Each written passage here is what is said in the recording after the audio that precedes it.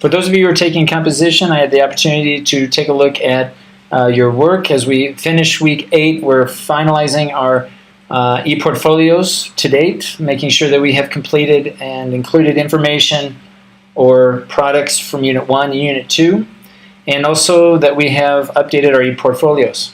So I just wanted to remind everyone, for those of you who are writing in educational philosophy, to take a look at some of these questions that I've included as a link in OneNote, and use some of these questions to guide you in creating your one-paragraph educational philosophy.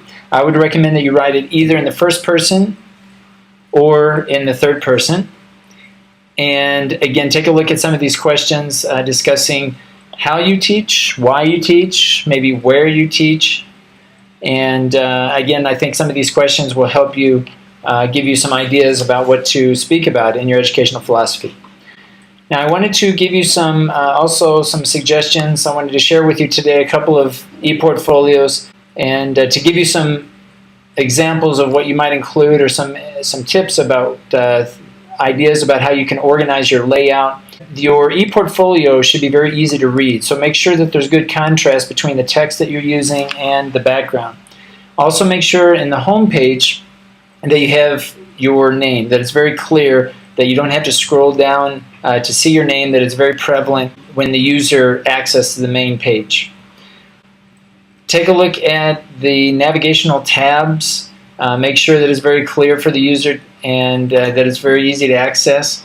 Try to use similar fonts, and when you're using headings, be consistent in the fonts that you're using. So in this case, you'll see that there is a consistency between the headings that are used.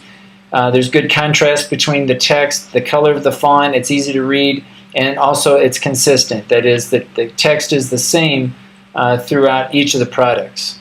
When you go into Unit 2, notice here the color is different, but there's still consistency in the type of heading that's being used, and also the fonts. I would try to stick with the same font. Notice there's a slight difference in the font between these two, but I would recommend using the same font throughout your text.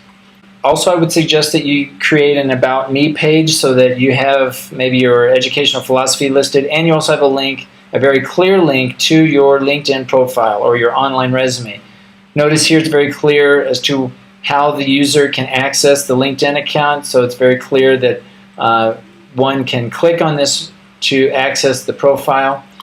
Here's another example of an About Me page with a graphic or an image plus instructions, so it's very clear what the user needs to do to access the resume. And so this is a good use of imagery and layout, and again, you just want to make it as simple as possible.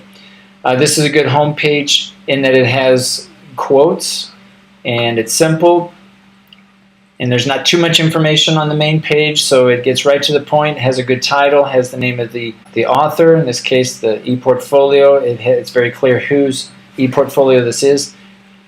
Notice again good use of consistency between fonts, so you have the same headings for each of the products. You have consistent font and good contrast as well as you navigate throughout the different products. Okay, so these are a couple of examples and some things to consider when you're looking at your e-portfolio, and we will continue developing our e-portfolio throughout the rest of the semester, and we will be adding future products to this space.